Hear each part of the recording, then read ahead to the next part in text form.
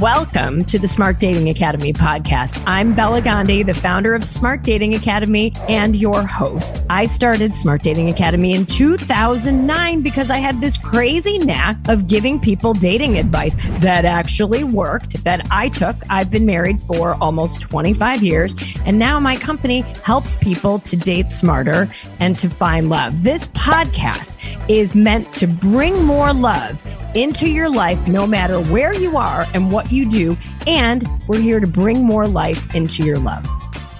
Smart daters, welcome back to the podcast. I am so excited to have my good friend, Dr. Justin Garcia, on the podcast today. And we're going to talk about all things sex, sex and dating.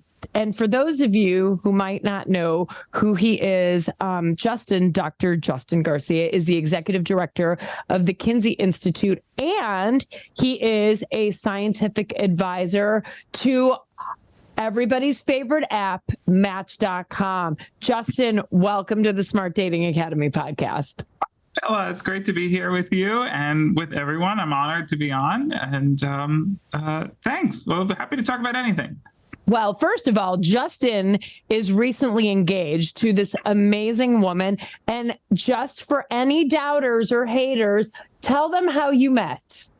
We met, and I will add, like a majority of singles meet their partners today. We met on an app. So we met, we were living an hour apart, and we met on an app, and there's a little town in between where we live, Nashville, Indiana. It's kind of one of those like fudge and coffee kind of towns. And our first date was there. We met halfway, and actually we just went back 2 weeks ago. We went, we hadn't been there in a while. We were like, oh, let's go down romance memory lane. Oh, I love that. So the apps can work. Mm-hmm.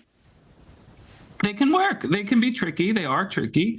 I think for me as a behavioral scientist, the challenge is that they don't really align with the way we process information. It was particularly in the mating context. It's in some cases, it's too much information for people, but they do work. And I think that especially now we're seeing a lot of criticism around the apps, a lot of important questions about safety and comfort and gamifying our relationship early choices.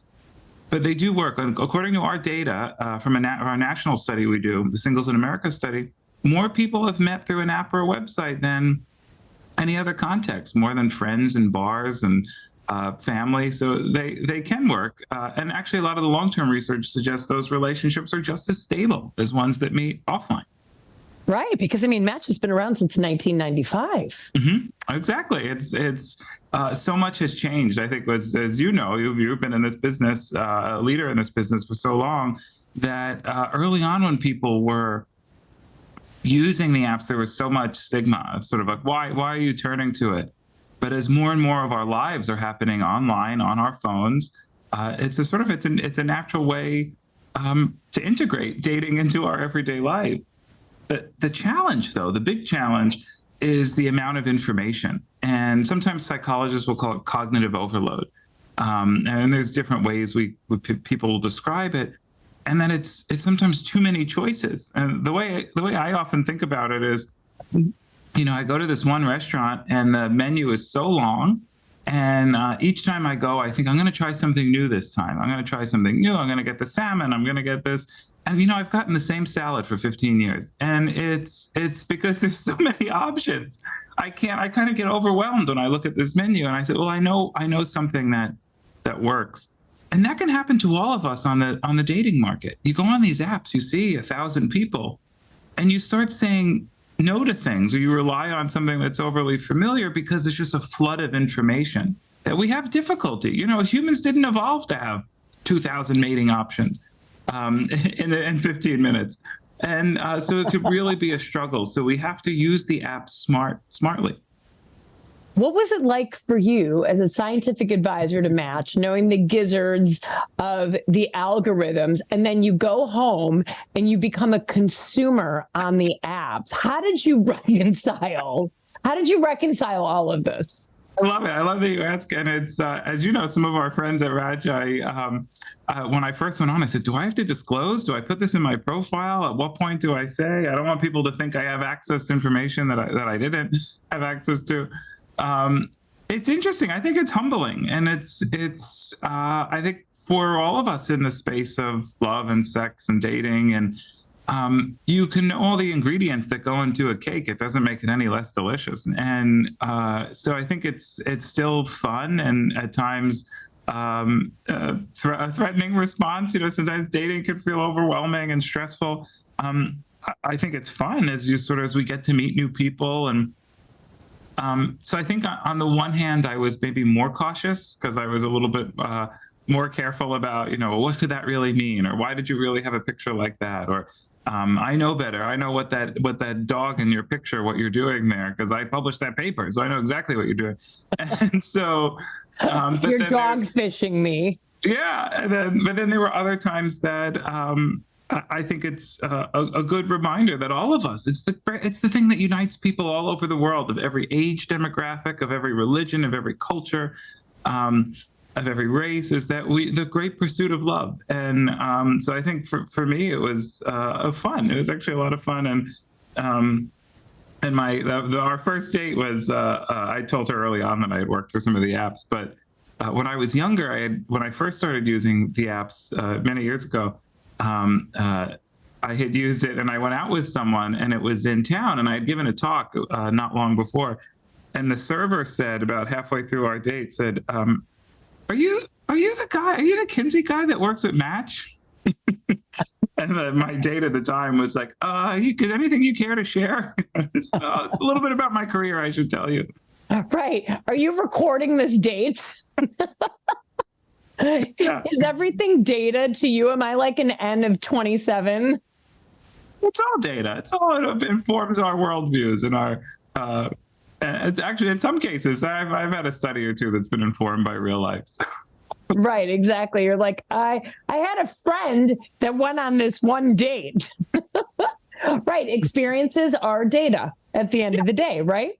Exactly. And they inform our, I think the thing that's important for us as researchers to always remember, and I think we often forget it, is there's so much variation. There's so much diversity in what can happen on an actual date, or sometimes what we expect isn't how things turn out. So the real world really being out there and doing it is just a great reminder of, well, I didn't think about that, or I didn't think I'd react the way I did to what this person said. So last question about, you were on the apps. It sounds like you did a few go around, so it didn't happen for you right away. No, I did. I did them shortly after when I moved here. When I first moved to Bloomington, I was in my 20s, and I didn't really know anyone in town. So it was also, I came to the Institute as a postdoc, and everyone was so much older. Most of my colleagues were married. So I didn't really know anyone. So actually at that time I used them, and I used more than one, as most Americans do. As we know, most people are on 3 at a time. And but I used them, and I met a lot of people, and some of those people I still stayed friendly with, and got to know town. I got to know what coffee shops I liked and what lunch spots. And then I stopped for a while, and then I was in a relationship, and then I was out of one. And then this time it was also interesting because it was a very different experience from the last time, like when I had used them previously. So it was at a different point in my life and my career. And I think also the things I wanted in relationships were different. Totally.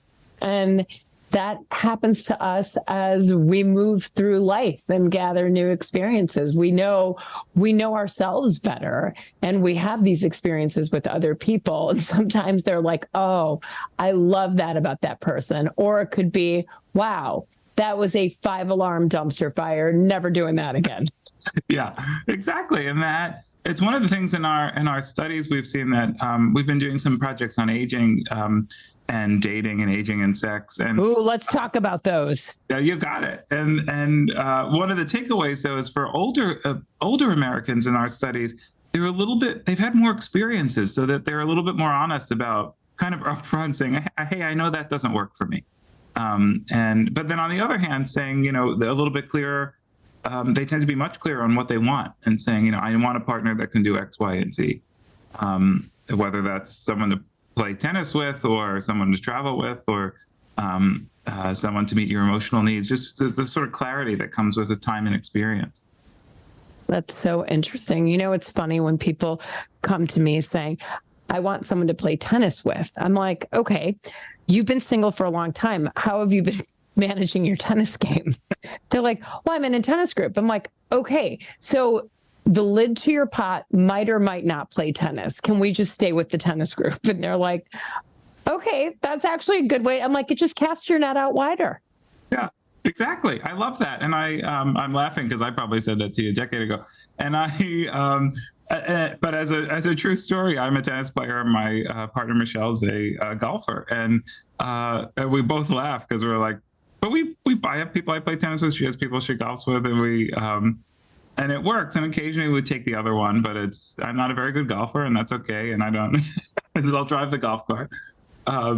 But what we do in each other's lives isn't everything. And I think we know that for one of the great changes in relationships in recent decades is this sense of this, what Eli Finkel calls the all or nothing marriage, this desire that our partners can do everything, meet all of our needs. And it's unrealistic. And I think one of the things that age can help us with is not having that unrealistic expectation that your partner can't meet all your needs. And you shouldn't expect them to.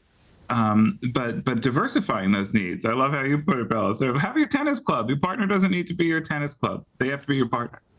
Right. We don't have to have mirror images of ourselves, right? And I'd kill myself. Yeah. Yeah, exactly. Like, I don't like that about myself, right? And we do. It's, if you think about generations past, did our grandparents say, I'm looking for my soulmate, my best friend, my lover? We need to play tennis together and golf. No, they're like, well, she was there. He was there. We were about the right age. My aunt knew his cousin, so we got married. Right? It's like he did this and I did this. And so I think our expectations have gotten higher and higher of what we want and what we need out of our partners. That's absolutely right. And we haven't changed as humans. No, it's still the same architectures there. But our worlds are more complex. Our social lives are more complex, for good and bad, than ever before. But you're absolutely right. Even with all that complexity and more noise and more social interaction and different types of work, that core, that what we really want from our partners is someone to connect with, someone to weather the storm with. And in fact, I think that was a great takeaway of COVID. When I think about the impact of the pandemic on people's intimate lives, the thing that I'm most struck with is that for so many people, they realized they wanted someone to weather the storm with. We went through the great storm, and that's the reason pair bonds evolved 4 million years ago, as our friend Helen Fisher often talks about, is to have someone to weather adversity with.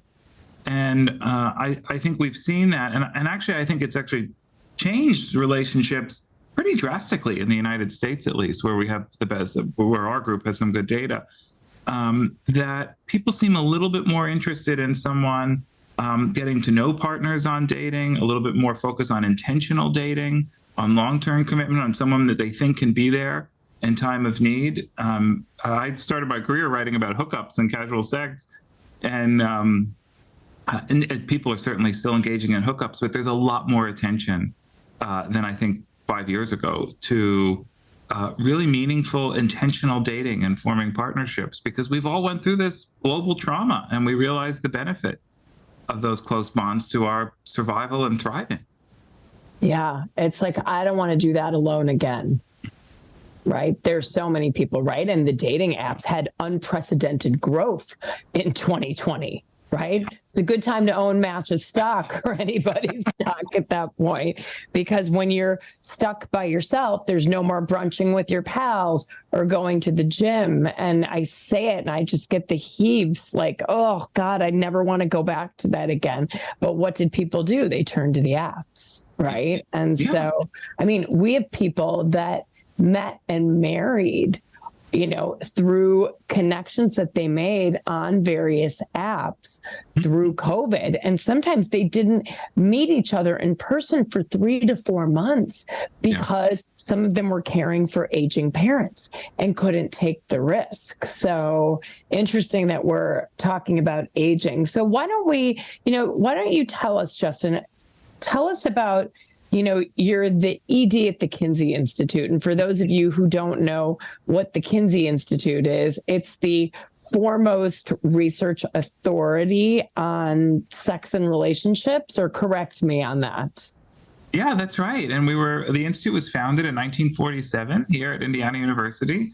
So, and close to you, not too far. And it is a hub for research on sexuality and relationships. So we publish about 100 academic articles per year. It was quite a lot for a group.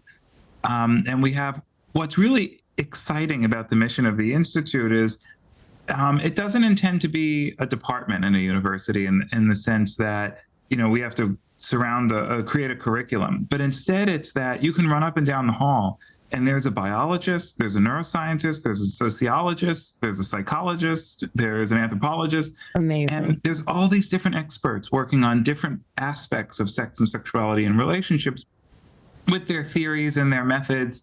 And what we do is we pull them all together and we say, how do we have enough of a group, big enough group, with enough talent and expertise to really tackle all these big questions about everything from sexual assault to orgasm to our intimate relationships over time. So it's and on top of the research program, we also have the largest collection of sexuality-related materials in the world. So we artwork, artifacts, manuscripts, all sorts of things that tell a story about the role of sex and sexuality in people's lives over thousands of years in every corner of the globe.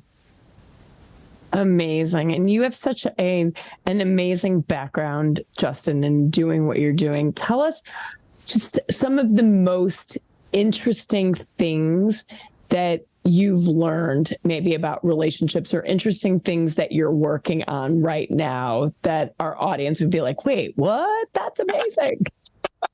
Sure. I'm really fortunate because I have such amazing colleagues and we work on so many different aspects of people's lives. One of the things I'm actually quite optimistic about is in our Singles in America study, the big study we do with Match every year. We've asked people a lot about first dates and getting to know someone. Then we asked them about second dates. And I've become almost a zealot over second dates, that I think of how important they are and how much information we can gain. And because first dates, we're often nervous. We're making snap judgments. It's awkward. You don't know how to say goodbye. And what we found in our most recent data was that 49% of people have fallen in love with someone they weren't initially attracted to. And that's a huge number of people that, although we all have a sense that we should trust our gut, and I think there are times that we should trust our gut. If you feel unsafe, uncomfortable, trust your gut. Your body's telling you something. But I think we sometimes put too much emphasis on those first impressions, because we know that getting to know someone and getting to care for someone, to love someone, that takes time and it takes more information than, maybe an initial 45-minute coffee date would get you.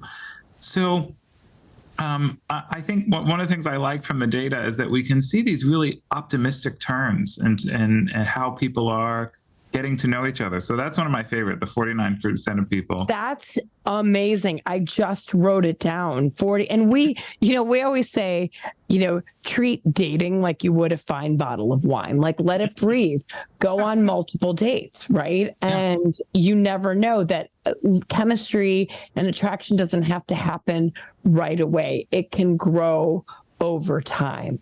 And so I love that the data show that as well. Yeah, and I love how you frame it, and that's right. Like, it's a fine bottle of wine, let it breathe. You don't want to waste it. These are some of the most important decisions of our lives, and we shouldn't rush them. Um, and then on top of that, we've asked people some of the most important characteristics they want. What are they most attracted to, and looking for in a partner? And I think to your point, Bella, when we look at those, it's not things that you can really learn instantly. So what we asked in our most recent year, we asked people a whole host of things. And interestingly, physical attraction isn't in the top 5. It was in the top 5 10 years ago, but not any longer. And the top 5 items, the number one thing people look for is someone that they can trust and confide in. The next one was someone who's emotionally mature. Next was someone who can make them laugh. Then someone who's comfortable with their own sexuality. And last, someone who's comfortable communicating their wants and needs. And for me, that tells such a beautiful story about why second dates, third dates are important, because those are things that we learn over time as we get to interact with people. Some of that you can maybe pick up on a first date if they make you laugh, but you're probably not going to get all of that information right away. So those are the things we want most in partners. Gotta let that wine bottle breathe to learn all that information. Interesting. And that's what the data showed for Match. It's like, not only did 49% of us not really find our eventual mate attractive in the beginning, but these are the top 5 things that the majority of people are saying that they want out of a relationship. Exactly. And that's from our single study that we do. It's a national demographically representative sample. So it's not users of a particular dating app or site. It's a national panel that we collect every year, a little over 5,000 people every year for 13 years now. That's amazing. Wow. I love that. And tell me,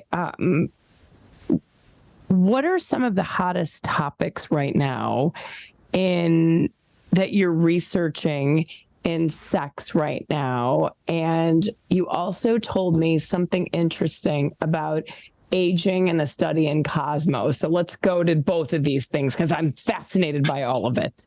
I love it. I always love when we're together. It's so much to talk about. And I could start on the aging one, and I think this is one of the big topics of this time. In part because of populations are aging, right? The baby boomers are aging. We're learning a lot about. There's more emphasis on aging, understanding the difference between sort of your age in years and your biological age. So some people, as we know, age faster or slower than others. My own friends are all talking about going to anti-aging doctors, and is how we think about this process in our lives, but particularly its impact on people's romantic and sexual lives. And I think more than ever, it's funny, we just returned from Thanksgiving. When I used to be in the classroom, I used to teach my relationship class, I would always tell my students in the fall, when you go home for Thanksgiving, ask your parents and your grandparents and your aunts and uncles about love and sex. And my students would say, "Are you crazy? We're going to talk about this." Tell me about your first love. Pass the gravy. Pass the gravy. But I actually think it's such an important conversation for people who are comfortable to have it, because they can learn so much about the people around them, what worked and what didn't work, or the regrets, or that they may or may not have. So what we're finding is that it's an interesting case of why we need to really explore data. You need to look under the hood. So on average, if you just throw the data in, you would say as people age, their sexual frequency declines. Their interest in sex declines. But it turns out, if you look at that data a little more carefully, if you control for things like medication use, particularly medications that we take when we're older, like cardiovascular drugs, if you control for those, that slope of decline sexual frequency with age is not nearly as steep. So a lot of what we see as decreased sexual frequency is because of things in our life, our lifestyle, our weight, our medication use, that is impacting that rate, that slope of decline. But also, we're seeing generations that have access to pharmaceutical drugs in a way that past generations didn't. So what we're seeing in our data, including this new collaboration the Kinsey Institute did with Cosmo magazine, it'll be out in January available online. It's actually a digital special issue we're doing on the golden age of sex, is really looking at how we can kind of overturn some of the myths we have about aging and sex. And we're seeing that people in their 60s, 70s, 80s, still sexually active, still going on dates, often looking for different things. One of my favorite findings from some of our studies on aging and sex was actually on orgasm. And although as we age, we know that on average sexual frequency can decline, sexual function can decline, particularly for men with any issues around erectile function with age. But what we found for orgasm was that for both men and women, even though frequency of sex acts decreased with age, their orgasm rates didn't decrease. In fact, there was a slight uptick in the orgasm rates with advanced age. And we really thought about why that could be. And I think partly what's going on, especially in women, is as people age, they start to realize what works for them and what doesn't work for them. But in the cases of women, and we can think about the menopausal transition and what happens to our bodies, what happens to estrogen, what happens to the thinning of the vaginal wall, what happens to the whole way our whole bodies function with respect to sex and sexuality. Well, sometimes sex is slower. It's more intentional. There's more foreplay. Now, our friends who are sex therapists would be telling 20-year-olds you should be doing more foreplay too. But in some ways, out of necessity, as we get older, people are doing things that are positively associated with pleasure outcomes. So we're seeing in these people in our sample who are 85 and their orgasm rates are fairly consistent with people who are 30, even though that their frequency of sex acts. So actually, you might argue that their sort of orgasm per sex rate is higher at these later ages in life. The really interesting nuances in the data. And same on dating. We're seeing in these older samples, people who are dating. I think you and I were talking not long ago about the Golden Bachelor and the sort of how there's a sort of renaissance of appreciating that people who are dating in later life, and they look for different things. They look for kind of companionship and in ways that sometimes people in their 20s don't. So having the data to see all that and how that changes in our life course and what we want has been really a fun collaboration. I love that. I mean, a significant, probably, I don't know, 30-40% of our clients are singles over 50. And I know at 50, you can get an AARP card. So I don't know if people are golden at 50, but all I know is 50 to 75-year-olds are dating just as often as our 34 and 36-year-olds. And they're often having the best sex of their lives. Yeah. And I love it. And it's in many ways, because you're at a different point in your life in that age group, some of the concerns you had when you were younger about your body or about finances even, and things like going on dates. We see in some of our data, people in their 30s, some of them are really worried about what they spend on a date. And a lot of our older samples, they kind of have a handle on that. They have a better sense of their budget. They have a better sense of who they are and who they aren't. So it really is a golden age of thinking about our intimate selves.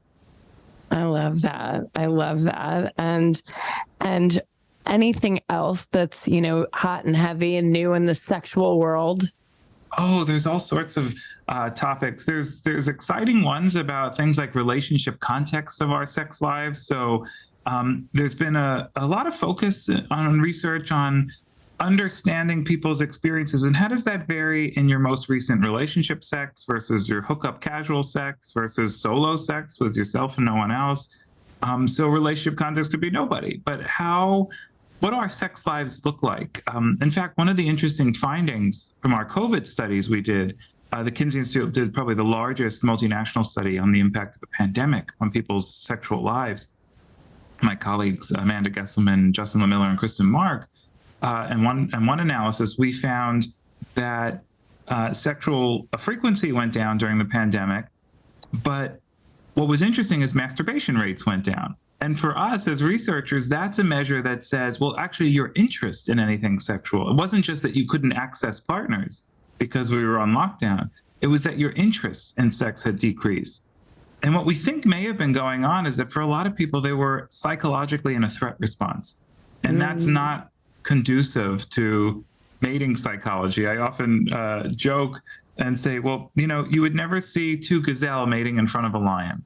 And if we're in that kind of response, we don't, you don't stop to kiss in a burning building. And you sort of, that's the brain needs to feel safe in order to engage in social and sexual interactions in meaningful ways. That's so interesting. That's so well put, right? We were sort of in a threat situation, fight or flight, and you didn't want to have sex, really, period. Yeah, exactly. And then what we found is a little later on, though, people started getting inventive. So then once there was a sense of like, we knew what we needed, people had a sense of how to survive, and we knew a little bit more.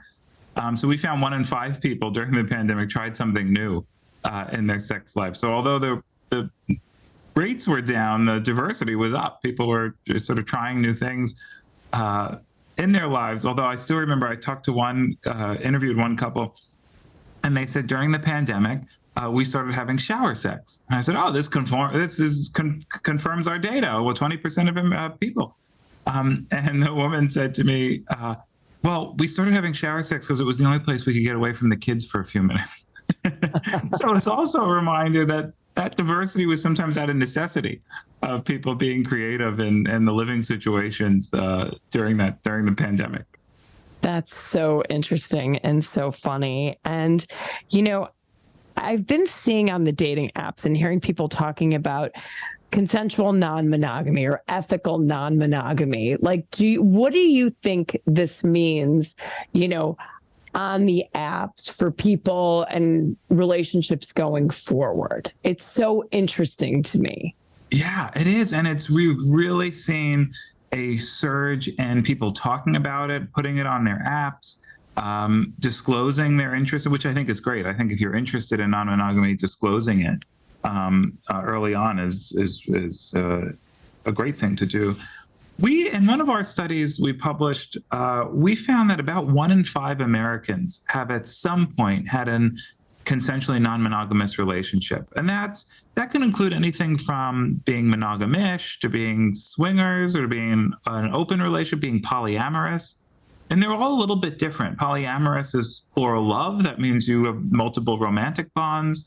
An open sexual relationship might mean that you have one primary romantic bond, but you have multiple sexual partners. And individuals and couples often have different arrangements of how they make that work for them. So pretty high rates, though. 1 in 5 people, as my colleague Amy Moore is at Chapman will always say, that's about as common as people who own a cat in the U.S. So if you know someone who owns a cat, you probably know someone who's been in an open relationship. And those are the people that admit to it. Yeah, well, yeah. Right. So I always say, if we say it's 1 in 5, it's probably 2 in 5. Yeah. It could be, exactly. And it could be because, and even I think what's interesting is in some of the studies, you can ask people about their relationships. And they said, well, I was dating someone and then I was also seeing someone else and they both knew, but I was never poly. I was never in an open relationship. So sometimes we also have versions of our reality. And I think that's why it's so important as researchers, the questions we ask. Your point's so spot on, Bella, right? We can ask a question and you don't really get the right data that you think you're getting because a person might not conceptualize what they did as being consensually non-monogamous. Same thing, Kinsey, the Kinsey Institute researchers have a method for asking people about their sexual activity. And what we don't always realize is if you just ask someone, have you had sex? People answer that question very differently. For some people, it means penetrative intercourse. For some people, they have to orgasm. For some people, the way a lesbian couple answers that might not be the same behavior described by gay men or heterosexual people. So the behaviors can be different. Even so we'll ask very specific questions. So same with this one. But on the non-monogamy front, there's a lot more research happening on it. I think there's more acceptance of it. Actually, researchers often use the term relationship diversity now to better understand that people structure their relationships in lots of different ways. There isn't a one size that fits all. But what's interesting about the non-monogamy, the consensual non-monogamy, which is just totally distinct from infidelity, is that although a lot of people try it, that 1 in 5 at least, have tried it, a much smaller percentage stay in those relationships. So there's still a lot of social pressure for people to form kind of so-called monogamous bonds, right? To form a relationship with one person that's sexually exclusive.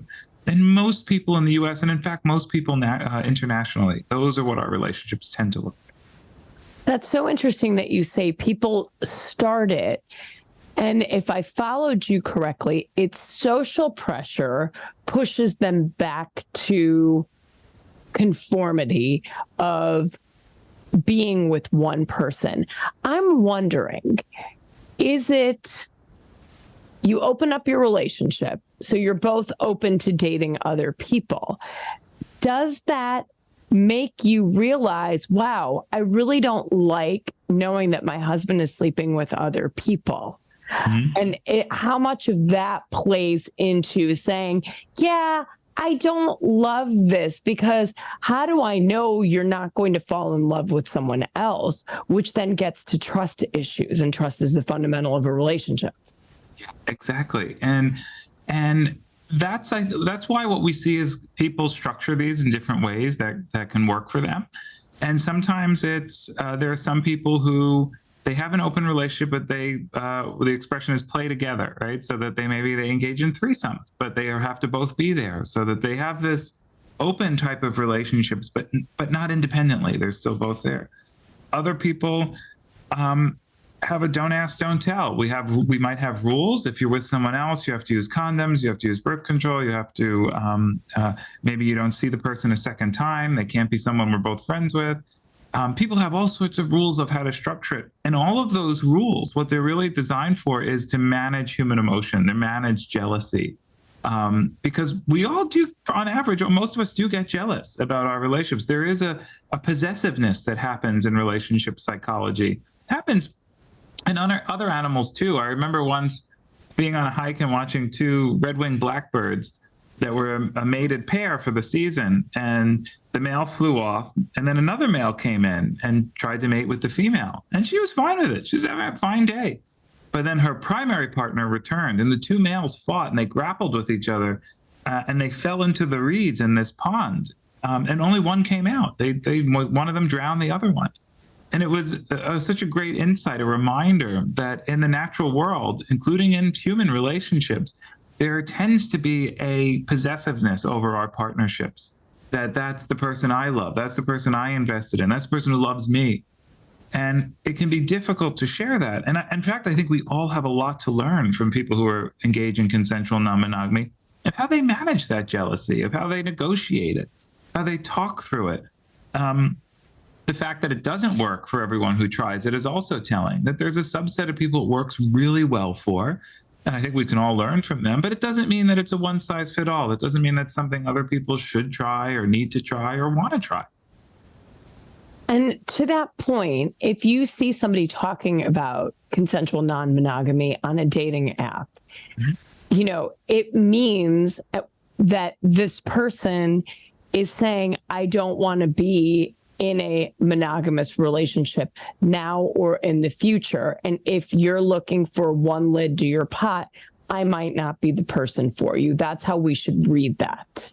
Exactly. And I think sometimes people change, but as you advise people, you don't want to get into a relationship with the expectation you can change someone's views. And but I think that's right. And especially the challenge could be if you want one person and you find someone on an app, or you meet someone who says, I'm interested in consensual non-monogamy, or I'm poly, is being real with ourselves about, for a lot of people, there is overwhelming jealousy. That can be really difficult. And I don't think that should stop people from trying and exploring things, but that's a pretty big emotional lift for a lot of people. To say, I'm going to start a new relationship and know I'm not the only one. And you can set yourself up for a lot of hurt. In some ways, the way psychologists describe and define romantic love, it's focused attention, intrusive thought, obsessive thinking. The brain focuses in on one individual that is to share that, and the people that have an ability to sort of diversify that feeling, that doesn't come easy to most people. And in fact, the anthropological literature from all over the globe would say that's not a pattern that people tend to engage in. There are some that can, and sometimes it's based on resources, family dynamics, your own psychology. Yeah, exactly. But it's not. It doesn't work for everybody. Yeah, 100%. So it was funny as we were thinking about this. I'm like, well, my clients are all dating multiple people in the beginning until they narrow it down to one. So it's not really consensual non-monogamy in the beginning. It's just dating. But ultimately, you're dating with the purpose to find one partner. And that's where the difference is. Yeah, exactly. Yeah, I always tell people, assume everybody's dating everybody in the beginning. Nobody's exclusive until you've had that conversation. Oh, I think every college student on our campuses needs to hear that. We need to get you a megaphone. And you're so right, because often I'll hear from students sometimes and they'll say, well, we're hanging out for 6 months and we're talking. And sometimes those terms like boyfriend, girlfriend, or whatever terms we use, it puts some boundaries on the expectations of where we are. And having those conversations that I know you always encourage folks, and I love it, is to say, like, there comes a point where you have to check in and say, where are we? What are we? What are we? And we're all entitled to ask those questions. And in fact, what we know in the research is people are often afraid. We've asked this before. People are often afraid to ask that question, but everyone, mostly everyone respects it. They understand that there comes a point that you need to ask it. They might think you're asking it too soon, but we all realize that is a conversation that's prudent for us to have in relationship. Oh, absolutely. I always say, ask the question, right? And you don't want a date to feel like a deposition, but what you said in the top 5 things that, Singles in America show that match singles want, or not match singles, all singles that are in the survey, was being able to articulate your wants and needs.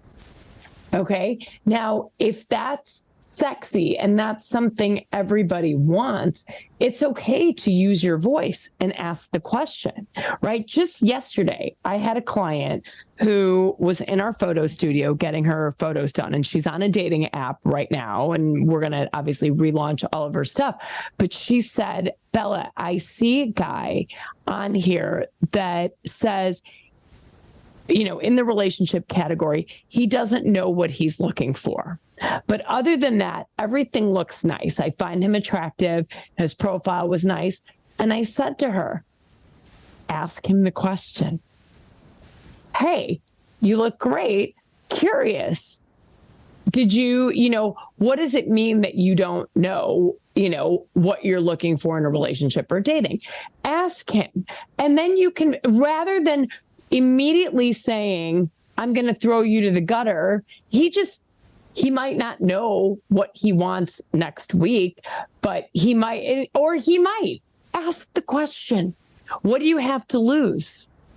You might be swiping left on your soulmate. You don't know. Yeah. Ask the question. Worst case scenario is they'll block you, delete you, or left swipe you. Who cares? What do you have to lose? Nothing.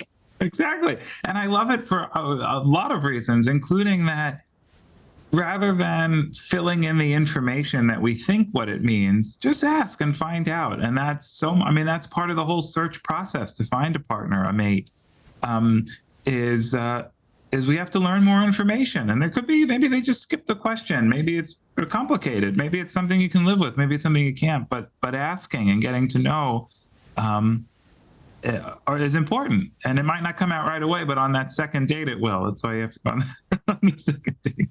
Right. And if somebody says they're looking for something casual, but you're looking for something serious, ask about that. And then you can decide on the second date or the third date, exactly. You know what? We just want different things. If you're, post-divorce and looking for casual and you just want to kiss a bunch of people right now because you haven't been on a date since 1987, that's fine, right? And that person may not be a good relationship bet for you right now, but you won't know it until you ask the question. Yeah, I love it. And people don't usually lie. No, because we're all, especially in some ways, what's interesting about the apps, if you meet someone, I think particularly if you meet someone through a matchmaker or on an app, it means you're kind of actively in the process.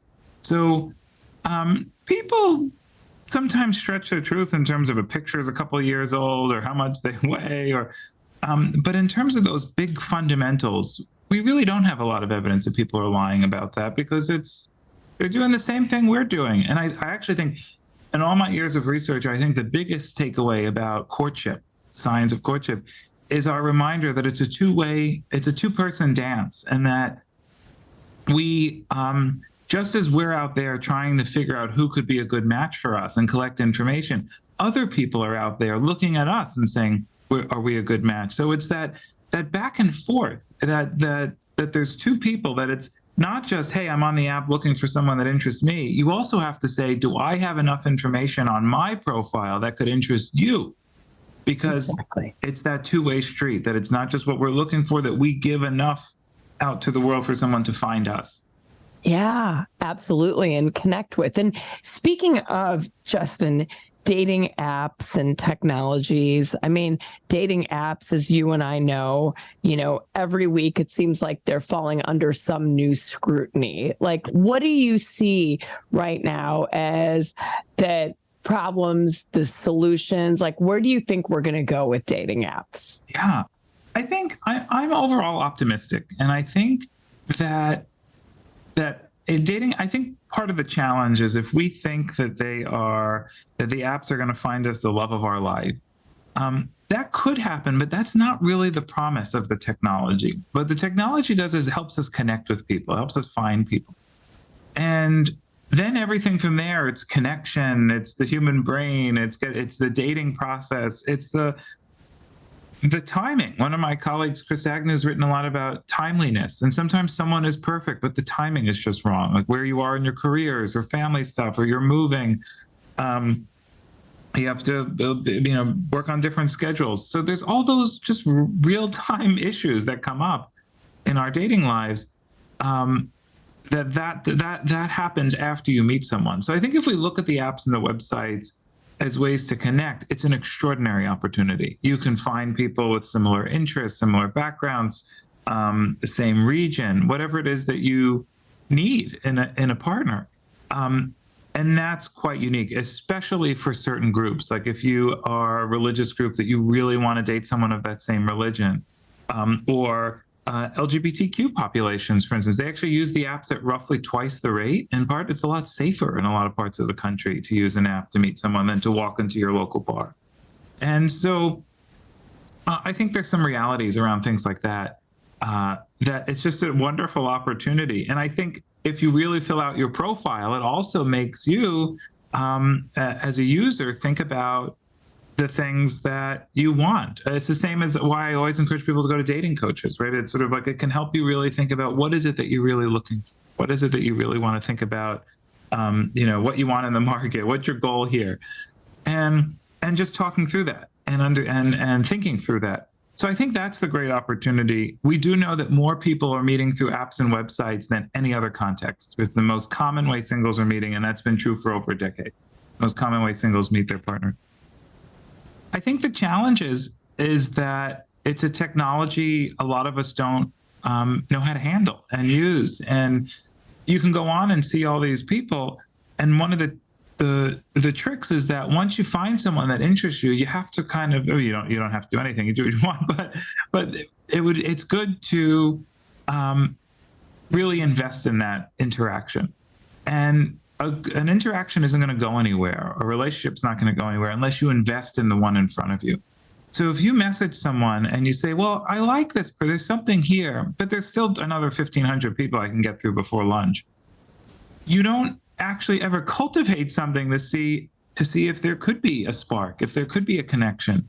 So we have to, I think the challenge with the apps is it feels sometimes like a game, and we forget that courtship requires our investment of time, energy, resources to really see if that person is there. You can't have one foot out the door the whole time. You can't be out for lunch saying, well, this is okay, but it's not great, and I'll find someone else before dinner on the app. So if we really want to progress it, we need to kind of get into it. And sometimes it's just the information. It's why some of the apps, but some of the companies know this, which is really interesting. They understand the behavioral science. It's why some try to slow you down. They say, here's 3 to really look at today. Or here's now, as you go through the profile, you see picture information. All of that is to try and slow us down to focus a little bit more on the person in front of us.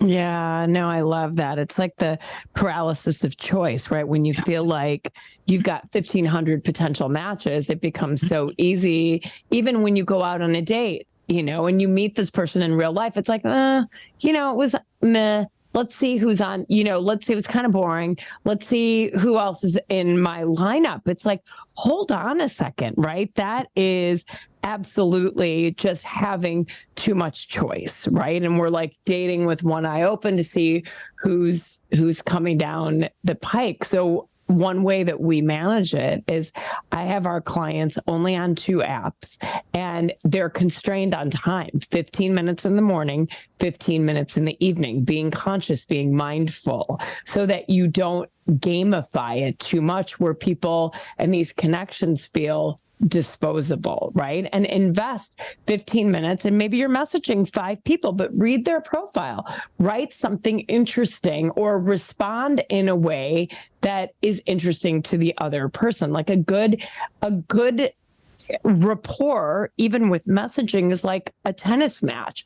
You hit the ball back and forth. And so I'm with you. I think there are a lot of great things about the apps. And I feel like over at least my tenure with Smart Dating Academy, the apps have only gotten better, but the apps are not matchmakers. The apps are giving you access to people you would never find in your real life. Like, would you have really come across Michelle without a dating app? No, we were living in different cities. We had, we have so many things in common, but we probably just would have never ran into each other. Right.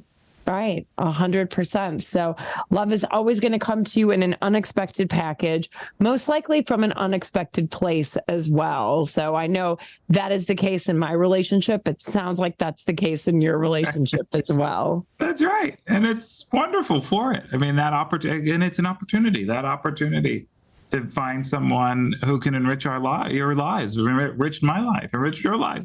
And, because of sometimes fortuitous moments. And I love your guidance that I really thinking about how to use the app smartly. And that's what we all need. We need tools to think about how to use this technology to leverage it, not to let it control us, not to be on it all day, not to get depressed about it. And the other thing I think on that is people will say to me all the time, well, I'm on the app, I couldn't find anyone. And these apps are really terrible. I can't find a partner. And I often think to myself, I've studied courtship in a lot of different countries, and I think, what do you think it was like before the apps? Courtship has always been rough. It has always been difficult. It is one of the most important decisions people will make in their life. And sometimes we make it multiple times. Most people make it more than once. And that's not designed in terms of culture or adapted in terms of our deep biology to be an easy or simple decision.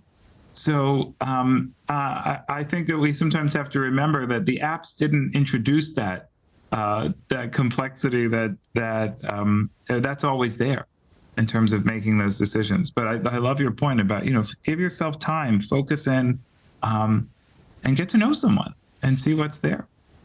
Yeah. Oh, 100%. And, I was looking at some of the notes I had before this. I mean, talk a little bit, and I think we touched on this earlier, but the role of sex in healthy and satisfying relationships. We talk about it from an aging perspective, right? And sometimes, couples I know, even personally, it's like, well, how many times a week should we be having sex? Like, is there any data around this?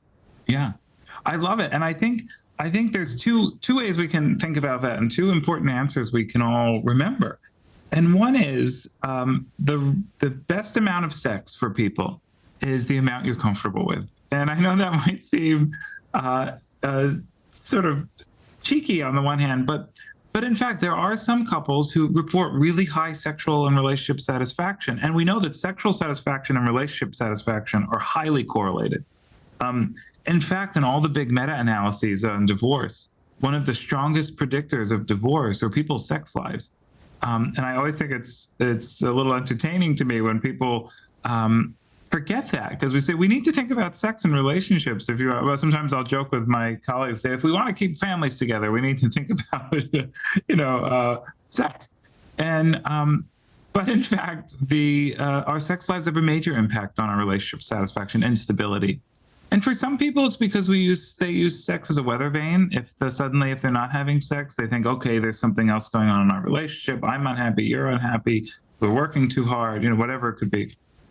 The reality is couples fluctuate throughout their life, and individuals fluctuate in their sort of sexual interest and desire. And sometimes it could be down for a long time. It could be down for a couple of weeks, comes back up. But one of the things we know from the data is great studies. My colleague Amy Muse at York University has done these really beautiful studies looking at the role of sex in long-term couples. And in one of them, she found that if you have sex about once a week, that there's a sort of a there's a ceiling effect, and that whether you have sex once a week or 4 times a week, there doesn't seem to be a big difference on its impact on relationship and sexual satisfaction. So now if you're less than that rate of once a week, then those couples then it can start to feel spread out. So the number, the sort of research-based number, is if you're roughly in the range of once a week, you're kind of maximizing your potential for sexual satisfaction based on frequency. There's other things that impact satisfaction, like the particular behaviors, pleasure, orgasm, pain, different things of communication with your partner. So I think on the one hand, the answer is what works for you and your partner or your partners if you're consensually non-monogamous. And then the other is research would suggest that once you hit about once a week, you're kind of maxing out the impact of frequency on satisfaction. I love that glass ceiling. There's so many things you've said I'm going to start quoting. I love this, Justin. You're amazing. I'm so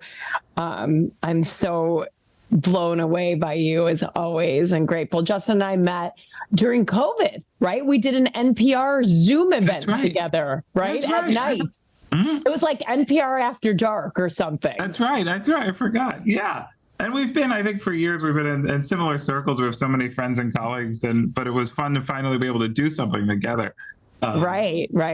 Our very good mutual friend, Dr. Lauren Stryker, has been on this podcast. And for those of you who might be in that golden population listening to this, Lauren, one of my favorite things about her is she will tell you sex should not be painful. And if it is, there are remedies. And if the people that you're seeing can't fix that, you're not seeing the right people. Yeah, exactly. And I think, and as you say, so Lauren's a good friend of both of ours, and we, as a physician, as a OBGYN, I'm always struck when I talk to her about how many physicians aren't trained on sexuality, and it's a great issue of when we think like, who do you go to talk about your sex life? And I think a lot of people just assume I'll talk to my doctor. Well, turns out most physicians get 1 hour of training on sex. They get 30 minutes on male sexual dysfunction and 30 minutes on female sexual dysfunction. And, there are people who specialize, like Lauren Stryker and others who sort of do specialize in issues of sexual medicine or menopause but I think often there's a sense of when it comes to, and I think it's the same with relationships, right? And as you know, there are people who are experts. You can go to a dating coach. You can go to a sex therapist. You can talk to a sexologist. That even though love and sex are part of all of our lives, the reality is that your typical physician or therapist or coach might not have those tools. There are people that specialize in these issues, and they're complex, and there's a lot of data, and there's a lot of noise. And we have to seek those out. And I like, as you said, you put it beautifully, if you're not getting answers, you got to find someone who will help you with those. Yeah, absolutely. And Justin, anything I haven't asked you or any last gems you want to drop on our listener? No, this is so great. I'm honored. Thank you for having me on. It's always great to be with you, and it was great honor to be with you and your listeners. And I would invite everyone to visit the Kinsey Institute, whether it's our website or on Instagram. We post things about our art, and we post fun facts from our research, or in person here at Indiana University. You guys, we're going to have a big meetup of smart daters, and we're going to go tour the Kinsey Institute. How awesome would that be? I love it. I will do the tour myself. I love it. I'm telling you guys, if you don't follow the Kinsey Institute, support the Kinsey Institute in this crazy climate of defunding, make sure you give the site a whirl if you feel called to it. Certainly donate, sponsor. What can people do, Justin? Exactly. We really welcome people to sign up for our newsletter on the Kinsey Institute website and to follow us on social media, Instagram, Facebook, Twitter. Our Instagram we're putting more emphasis on that, and including sharing things from the collections, our artwork, our data findings. And the Institute is about a third funded philanthropically. So folks that are interested in whether they're tax-deductible gifts to the Institute as a nonprofit at higher ed organization, but also if there's things that people are interested in around love and sex and they want to be partners with us in terms of creating educational programs or supporting research studies or naming curators after them, we really value partnerships and people who help us do transformative things in our understanding of love, sex, intimacy today and deep into the future. Amazing. Well, thank you so much for being with us. I'm grateful. Thank you, Bella. Smart daters, I hope you enjoyed this as much as I did. And if you need some help, you need some inspiration, follow the Kinsey Institute, follow Smart Dating Academy on Instagram. Fill out our contact form to get our newsletter so you can be in the know of everything that's going on. And if you need a consultation, send us an email and we'll get you set up. So until next week, I bid you farewell and have a psychotically optimistic and beautiful week.